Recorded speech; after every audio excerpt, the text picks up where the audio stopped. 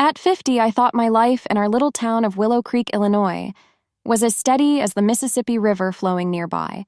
A cozy 2-story house with a wraparound porch, my beloved coffee shop downtown called Brewed Awakenings, and the comfortable rhythm of family life with my husband, Michael.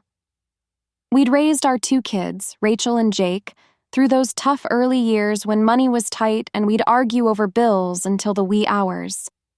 But we'd also shared dreams of retirement, picturing ourselves spoiling grandkids with ice cream cones and taking long road trips in our old Chevy pickup to places like the Grand Canyon or the Smoky Mountains. Michael, 3 years my senior at 53, was the rock of our family, always quick with a dad joke or a bear hug that could fix just about anything. Our marriage wasn't some fairy tale. Nope.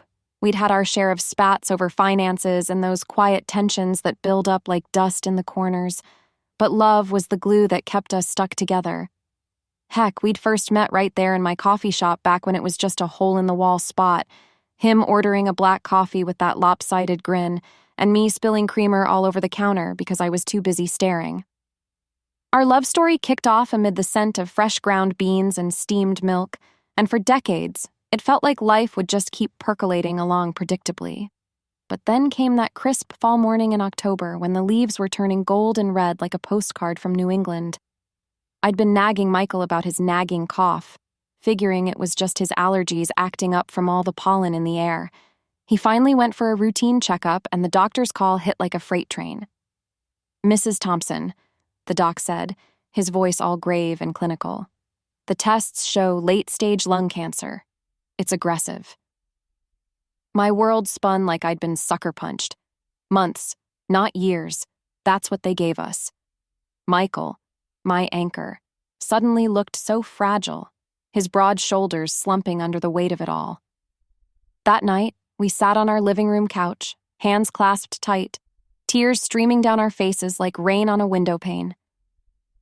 "We're gonna fight this, Sarah," he whispered, pulling me close. "And if not, we'll make every damn day count."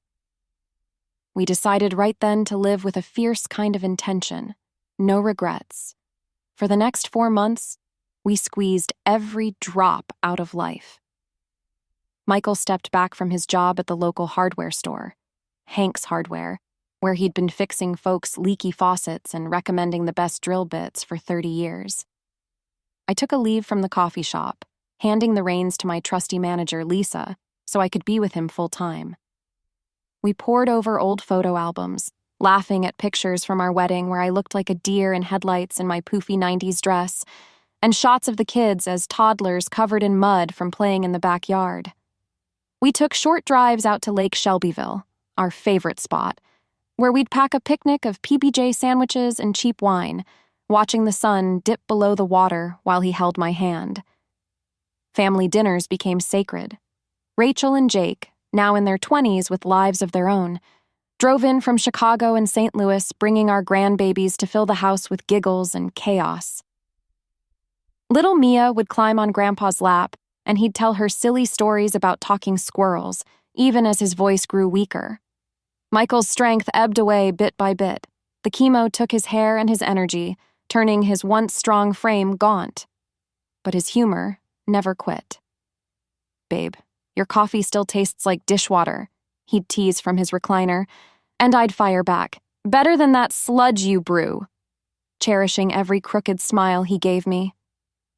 We loved harder than ever in those weeks, holding each other through the nights when pain kept him awake, whispering, "I love you," like it was oxygen. It was like we were cramming a whole extra lifetime into those stolen moments, dancing slow in the kitchen to old country tunes on the radio, sharing secrets we'd never voiced before, and just being present, no distractions.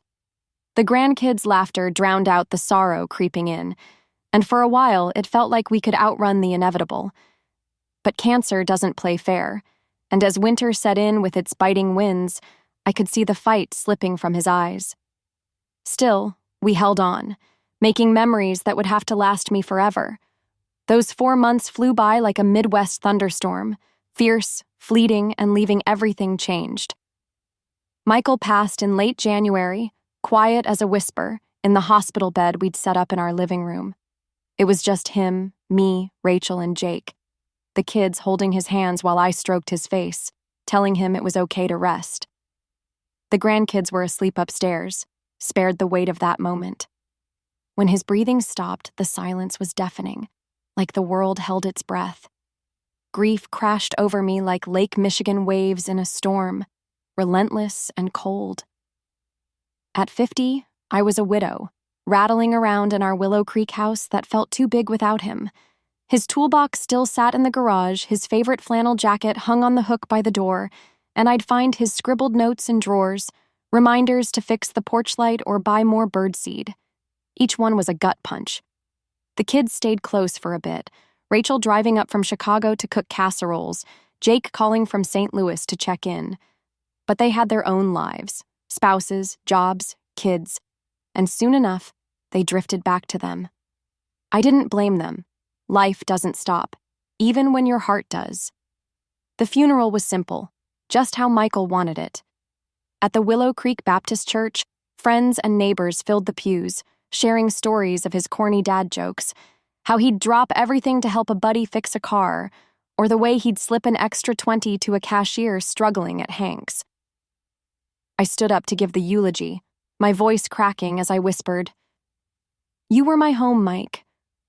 Folks meant well with their condolences, hugs, casseroles, cards, but their words felt like static, buzzing around my head without landing. The world spun on, but I was stuck, anchored to a ghost. Back at Brood Awakenings, I threw myself into work, but it wasn't the same. The shop, once our place, now felt like a museum of us. His favorite corner table where he'd read the paper, the chalkboard where he'd doodle goofy messages for me. Customers smiled, but my barista's pitying glances stung like nettles. I'd plaster on a grin, sling lattes, and then cry in the back office when no one was looking. Nights were the worst. I'd reach for Michael in the dark, my hand finding only cold sheets, waking up to the ache of his absence. The kids called when they could, but distance and their own families meant visits were scarce. The house felt like it was closing in, my grief a heavy fog I couldn't shake. Then, one rainy April morning, I noticed a drip from the living room ceiling, right over Michael's old recliner. A pipe had burst upstairs, water pooling like my own bottled-up tears. I was overwhelmed, barely holding it together, and didn't know where to start. On a whim, I called Tom Larson, the widower 2 doors down. At 55, he was a quiet guy, a retired carpenter who'd lost his wife, Ellen, to a heart attack 8 years back.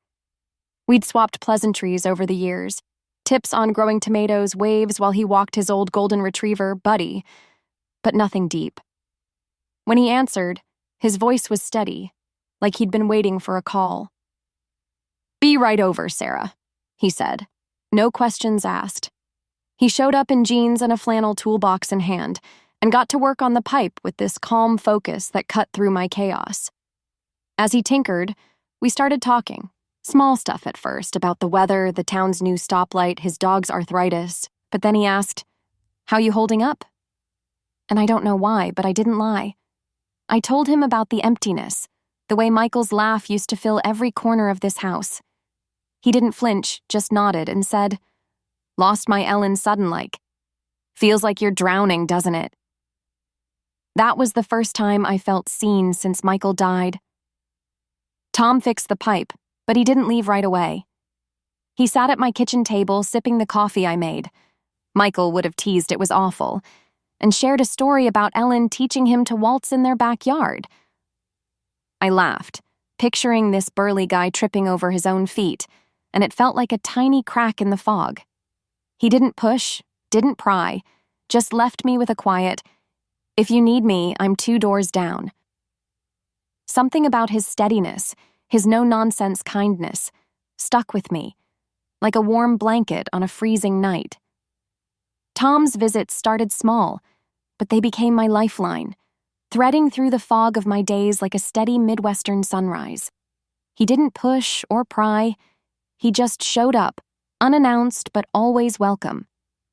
A couple days after fixing the pipe, He knocked with a pot of homemade chili in hand, steam rising from under the lid like a promise. "Leftovers piling up," he grumbled in that gravelly Illinois drawl, his blue eyes crinkling at the corners. "Figured you might want some before it goes to waste." I wasn't hungry. Grief had stolen my appetite months ago.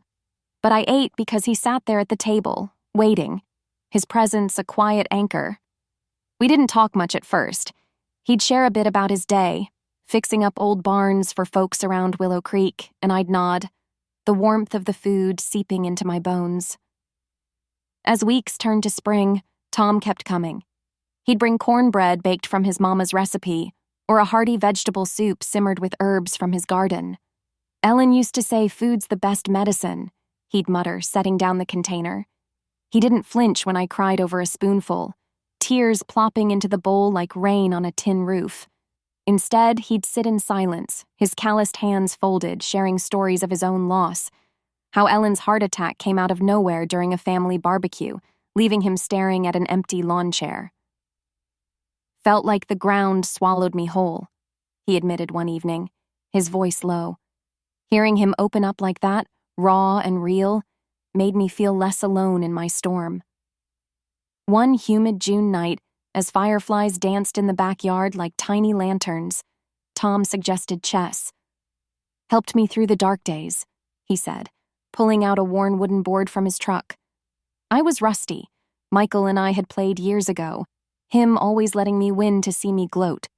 But the distraction was a balm. We set up on the porch, the pieces clicking softly under the glow of string lights. I moved my queen clumsily, but somehow checkmated him in 20 moves. "Well, hot damn, you're a shark, Sarah Thompson," he teased, leaning back with a chuckle that rumbled like thunder. The sound of my own laughter bubbling up startled me. It had been buried so deep since Michael left. For the first time in months, I felt a spark, not of joy exactly, but of life flickering back. Months blurred into summer barbecues and fall harvests. Tom's presence kept me afloat, fixing my leaky kitchen faucet with a wrench and a wink, joining me on walks along the winding paths by the river where Buddy would chase squirrels. He didn't try to replace Michael. No one could fill those boots with their scuffs from years of hardware store shifts and family hikes. But Tom filled a void I hadn't named, offering companionship without strings, like a neighborly hand extended over a fence. Neighbors started whispering. Old Mrs. Jenkins from across the street gave me knowing smiles at the grocery store. But I didn't care. Rachel and Jake raised eyebrows during their visits, but they saw the color returning to my cheeks the way I'd hum while brewing coffee again. "Mom's got a buddy," Jake teased over the phone, but there was gratitude in his voice. I leaned on Tom's steadiness, that quiet carpenter's strength honed from building homes and mending hearts, and he leaned back, admitting one crisp autumn afternoon over porch coffees, mine finally decent enough not to earn a grimace, that my resilience lifted him too. "You've got fire in you, Sarah," he said, stirring sugar into his mug. "Reminds me I ain't done living yet." We debated local news, like the new factory coming to town, and laughed over my failed attempts at gardening, my tomatoes wilting despite his tips, turning into a running joke. On Michael's birthday in November, when the ache hit hard, Tom sat with me in the living room, holding space for my tears without a word of judgment. "It don't get easier," he murmured, his hand brushing mine for just a second, warm and reassuring. "But you get stronger day by day." 2 years slipped by like pages in a well-worn book, and by 52, my life had reshaped itself around edges I never expected. Tom and I weren't a couple in the flashy rom-com sense, no grand gestures or labels pinned on us like badges, but we were constant, woven into each other's routines like threads in a quilt. We'd hit the farmer's market together on Saturdays, him haggling over fresh corn while I picked apples for pie. We attended the kids' school fundraisers, Rachel's little Mia's bake sale, where Tom manned the grill like a pro, and shoveled each other's driveways after winter storms, our breaths fogging the air as we traded stories. There was a subtle romance blooming, quiet as a whisper, his hand lingering on my back during a walk, or the way he'd look at me across the table, eyes soft with something unspoken. It wasn't fireworks. It was embers, warm and sustaining.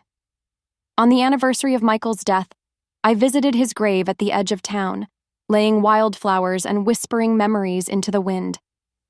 When I got home, there was Tom on the porch, 2 mugs of hot tea steaming in the chill. We sat wrapped in blankets, talking about everything and nothing, old dreams, new hopes, until midnight crept in. Laughter spilled out, chasing shadows away. I still mourned Michael, always would. His love was etched in my soul like grooves in vinyl. But I wasn't alone anymore. Reflecting that night, stars twinkling overhead, I realized grief hadn't claimed victory. Tom's steady knocks at my door, his quiet strength like an oak in a prairie wind, had carried me through the worst. When folks at the coffee shop asked how I kept going, I'd smile and say simply, "Someone refused to let me fall." And in those words, I found my new beginning.